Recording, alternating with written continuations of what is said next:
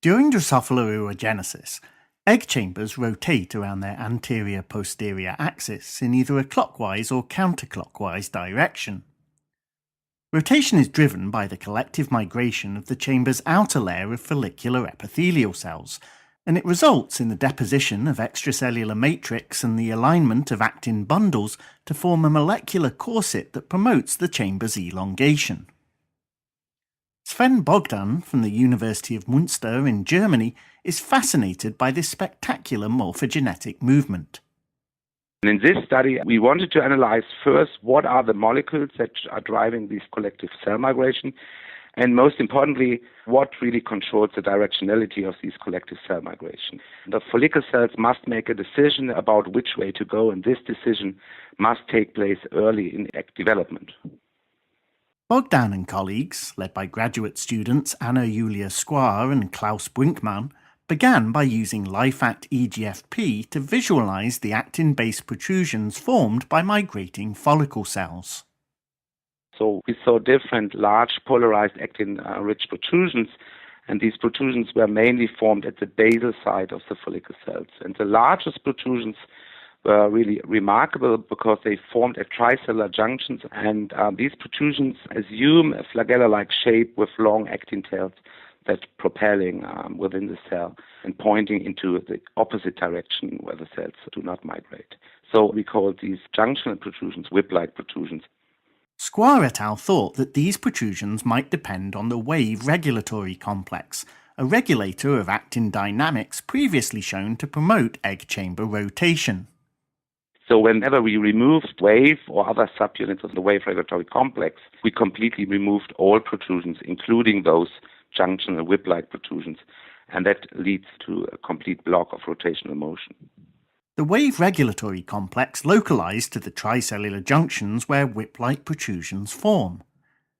Intriguingly, the atypical cadherin Fat2 also localizes to these junctions at the onset of follicle cell migration.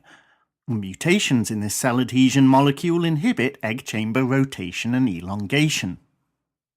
Squarr et al. Found that the wave regulatory complex binds to the intracellular tail of Fat2 and is not recruited to the basal side of follicle cells lacking the cadherin molecule.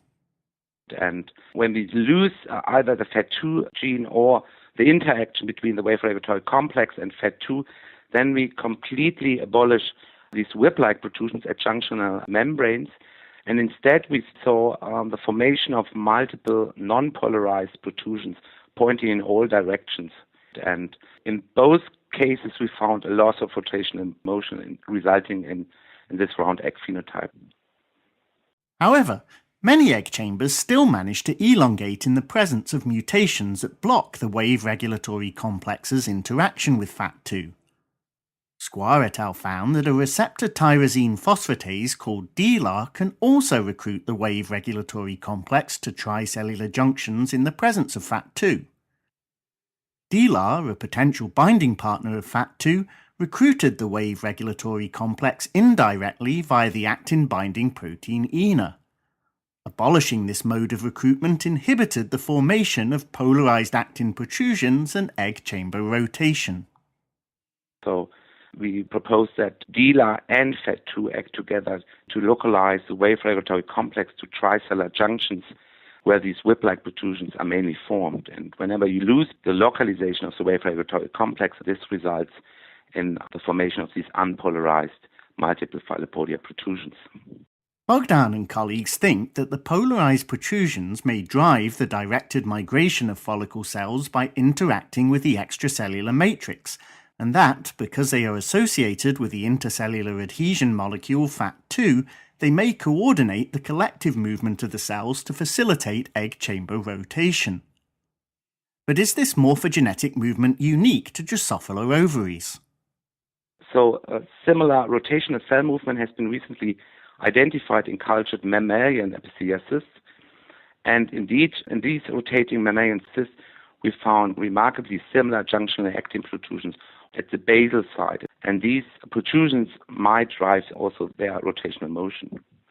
And since most, if not all, components that are required for egg rotation are also conserved from flies to mammals, we propose that the wave regulatory complex and also members of the fat protein family are also crucial for such cyst rotations. And we believe that such rotational movement might have also important physiological roles in vivo during morphogenesis of different tubular organs in mammals such kidney or lungs.